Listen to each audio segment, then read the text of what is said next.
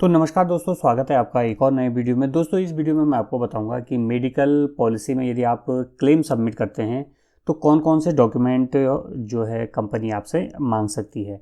तो दोस्तों medical policy में आपको दो तरह के सिनेरियो हो सकते हैं। पहला तो दोस्तों आपके पास कैशलेस हॉस्पिटल हो सकता है। दूसरा, यदि वो हॉस्पिटल जहाँ आपने अपनी सर्जरी करवाई है वो यदि कंपनी के पैनल में नहीं है तो वहाँ पे दोस्तों आपको रिम्बर्समेंट करवाना पड़ता है। तो कैशलेस में तो आपको हॉस्पिटल में जाना है और वहाँ पे अपना जो मेडिकल आईडी कार्ड वो आपको दिखाना होता है। आपका जो भी इलाज है वो यहाँ पे कैशलेस यानी कि बिना पैसे के हो जाता है। लेकिन रिम्बर्समेंट में दोस्तों पहले जो है आपको क्या है कि खुद पे करना होता है। उसके बाद आपको डॉक्यूमेंट सबमिट करने होते हैं। सबमिट करने के बाद जो है आपका क्लेम जो है अप्रूव होता है और फिर वो आपके अकाउंट में आता है। तो यहाँ पे जो प्रोसेस है वहाँ पे दोस्तों आपको 30 डेज का तक टाइम लग सकता है। जो कंपनी कहती है कि यहाँ पे 30 डेज का टाइम लगता है। अब दोस्तों कौन से वो डॉक्यूमेंट हैं जो आपको साथ रखने हैं। तो पहला डॉक्यूमेंट है आपको क्लेम फॉर्म। क्लेम फॉर्म जो है कंपनी आपको देती है। इस क्लेम फॉर्म को आपको फिल करना होता है और इन डॉक्यूमेंट के साथ आपको स्कैन करके उसको पहले देना होता है। क्लेम फॉर्म कैसे भरना है इस पर मेरी एक सेपरेट वीडियो है, चाहे तो इस वीडियो के डिस्क्रिप्शन में उस वीडियो को आप देख सकते हैं। दूसरा दोस्तों medical investigation report with bill. जो भी इन्वेस्टिगेट यानी कि जो भी अल्ट्रासाउंड हो गया या मेमोग्राफी होगी वो जो डॉक्टर करवाता है उसकी रिपोर्ट प्लस उसके बिल आपको साथ रखने हैं। डॉक्टर के प्रिस्क्रिप्शन ये भी आपको जितने होंगे सारे आपको एक साथ रखने हैं।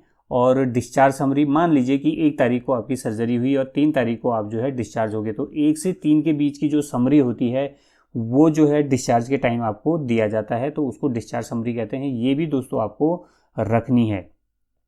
हॉस्पिटल के मेन बिल विद जो कैश पेड की रिसिप्ट, मान लीजिए कि 1 से 3 तारीख के बीच में आप जो है हॉस्पिटल में एडमिट रहे, तो यहाँ पे दोस्तों आपने जो पेमेंट किया है 80,000, मान लीजिए 80,000 जो है आपका यहाँ पे सर्जरी की फीस थी। तो ये 80,000 का सबसे पहले तो आपको जो कैश पेड रिसिप्ट है वो लेना है, प्लस उसका बिल लेना है।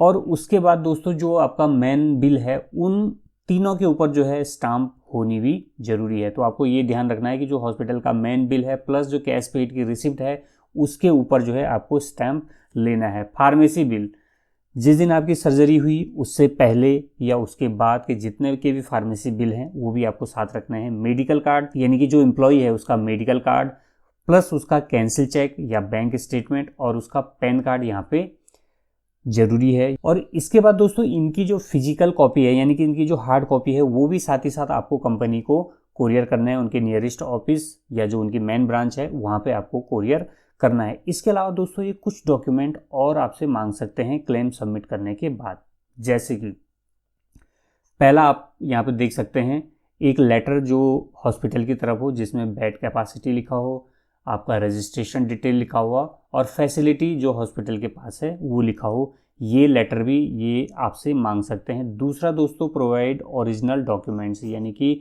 जो डॉक्यूमेंट आपके इस सर्जरी से रिलेटेड हैं, जो मैंने आपको पिछली स्लाइड में बताया, वो सारे डॉक्यूमेंट आपको कुरियर से या स्पीड पोस्ट से इनके ऑफिस को यहाँ पे भेजना है। तीसरा दोस्तों ऑपरेशन थिएटर का नोट, यानी कि जिस दिन आपकी सर्जरी हुई उस दिन का जो ऑपरेशन थिएटर का नोट है वो नोट भी आपको यहाँ पे लेना है। यदि ये नोट आप नहीं लेते हैं डिस्चार्ज के टाइम तो कंपनी बाद में आपसे इस नोट को मंगवा सकती है।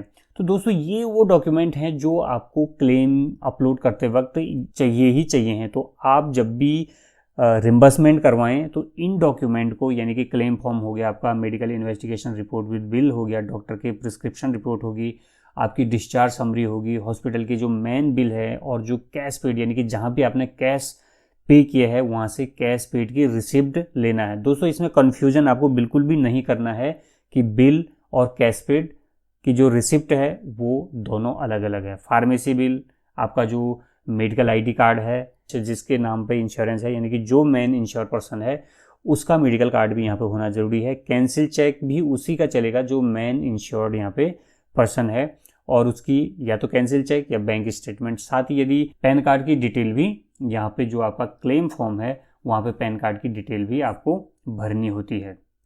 इसके अलावा जैसे मैंने आपको बताया कि ये डॉक्यूमेंट, जैसे आप बेड कैपेसिटी, हॉस्पिटल का रजिस्ट्रेशन नंबर या हॉस्पिटल की फैसिलिटी, ये आप पहले भी एक लेटर में ले सकते हैं। और जो OT नोट्स है ये तो मस्ट है, ये आपको लेना ही लेना है। बहुत सारे मैक्सिमम रिम्बर्समेंट जो करवाते हैं वहाँ पे ये OT नोट्स हमेशा मांगा जाता है।